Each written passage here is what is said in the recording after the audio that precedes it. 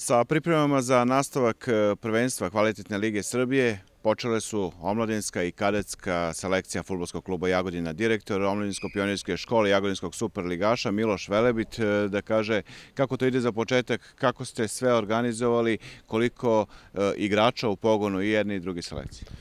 Pa, danas je počela, znači danas je prozivka svih selekcija, od petličke selekcije do omladinske selekcije. Napravili smo određeni plan i program rada, imamo određenih problema za ovaj zimski period, jer deca su već krenula u školu, tako da ćemo morati da u jednom treningu radimo i delove koji su vezani za razvoj fizičkih sposobnosti, odnosno da radimo na fizičkoj pripremi igrača i u istom tom treningu ćemo raditi na nekim tehničko-taktičkim stvarima koje su bitne za ovaj period priprema. U omladinskom pogonu imamo 15 igrača u ovom trenutku, određeni broj igrača, 5-6 igrača koji imaju pravo nastupa i za omladinsku selekciju su trenutno sa prvim timom. U kadetskoj selekciji imamo veći broj igrača, tu su i mlađi kadeti, odnosno ekipa koja se takmiči na regionu zapadne Srbije, istočne Srbije i ekipa koja se takmiči u kvalitetnoj ligi. U pionirskoj i petličkoj selekciji otprilike po 25 igrača. Duga je pauza, prvenstvo se nastavlja tek 15. marta.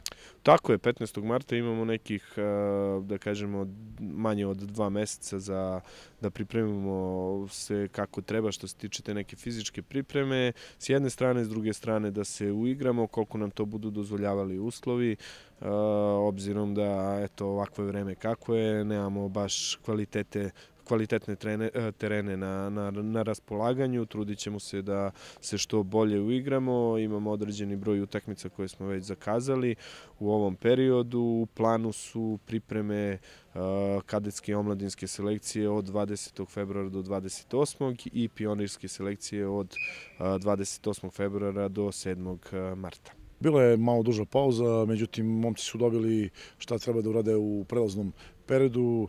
U razgovoru s njima smo dobili informaciju da su uradili celokupan program. Evo, danas smo se okupili, to je taj broj igrača, jedan deo je priključen prvom timu, tako da krećemo danas sa radom i mislim da će biti sve u najboljem redu.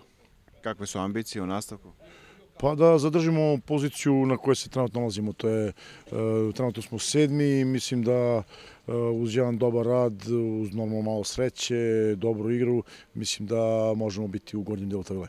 Dosta igrača mlađih selekcija priključeno je prvom timu, da li to nešto remeti vašem radu?